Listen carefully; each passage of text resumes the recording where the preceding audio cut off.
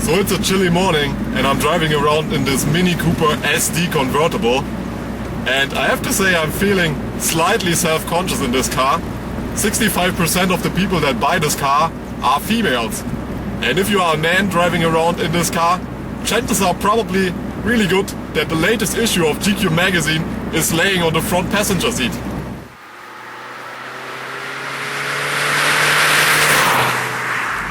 I think you get what I mean. Driving around in a Mini is something that has to do with being part of a culture and a certain lifestyle, but for me the big question always was, is the Mini really the driver's car that all people talk about?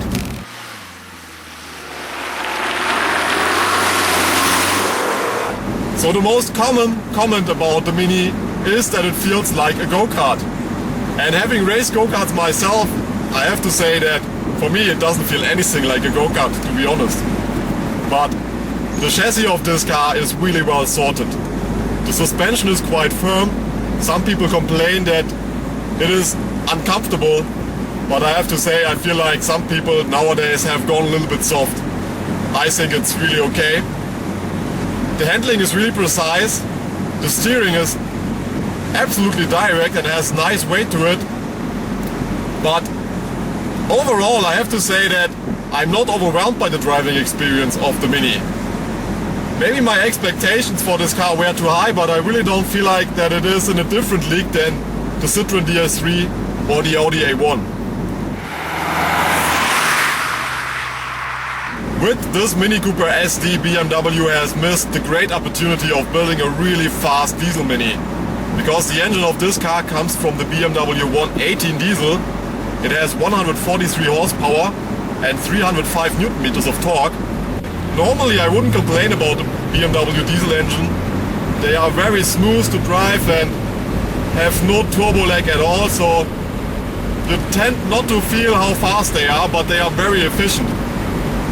But why didn't they use the engine from the 123 diesel with 204 horsepower in this car? That would have been a much more pleasing driving experience for me. This engine has 204 horsepower, and we all know that the Mini is easily capable of handling 200 horsepower looking at the Cooper Works editions. And that would have justified the high price of this car for me. But with 143 horsepower in this Mini Cooper SD, the driving experience, to be honest, is not really exciting for me. That's power that you get in most VW Golfs here in Germany that drive with diesel engines, and 8.7 seconds from 0 to 100, top speed 210. It's certainly not a driving sensation for me.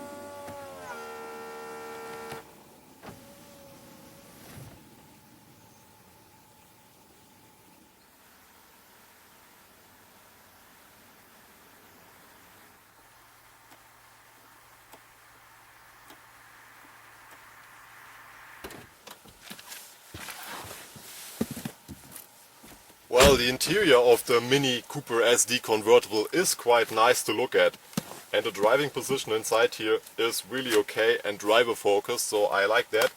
What I don't like is the build quality inside this car. For the asking price of 28,800 euros without any optional extras, I would have expected that BMW would have fixed some of the quality issues in this car. The center console here is still made of really cheap feeling and looking plastic. And the design of it, even though it's quite nice to look at, is quite distracting while driving and far from being intuitive in my opinion. I don't have any problems with this big speedometer here in the middle, where you also get the readout for the optional iDrive-like multimedia interface here with Mini Connect, Office, navigation, Bluetooth, telephone, radio options, all that stuff that you want to have in a new car, but that of course will also set you back some serious money. Same story goes for the Harman Kardon sound system, for the leather interior in this car.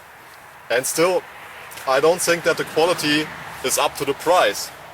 Looking at this review mirror here, which is shaking all the time while driving, and just the overall feel of this car, I'm not really convinced that it is worth the money that BMW is asking for.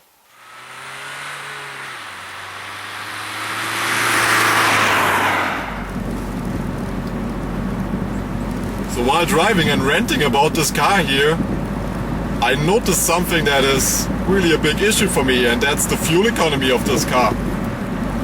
Mini claims that the Mini Cooper SD will take 4.5 liters on 100 kilometers, and normally I would say 1 liter more than that would be realistic, so 5.5 liters, but I'm averaging 8.1 liters at the moment.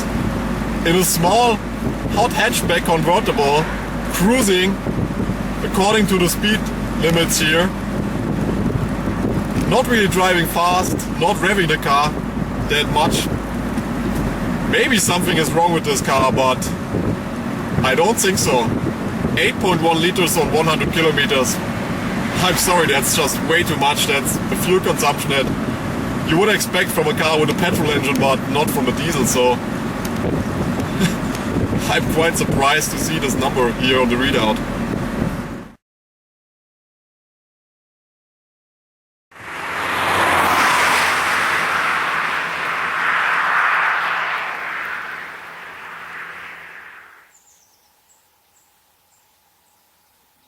So in the end, all those downsides and things that I don't like about the Mini don't matter. That's what I learned today.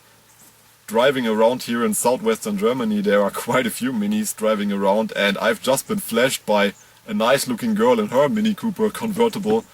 And that was the moment when I learned that this Mini is not about driving the best driver's car. It's not about having the best quality. This car is really like a fashion item. It's not very practical, but it's nice to look at. And that's all that matters with this car in the end. You know? From a rational point of view, I wouldn't really be able to recommend this car to you. But if you love the styling, there's just not much more to say about it than you should get one.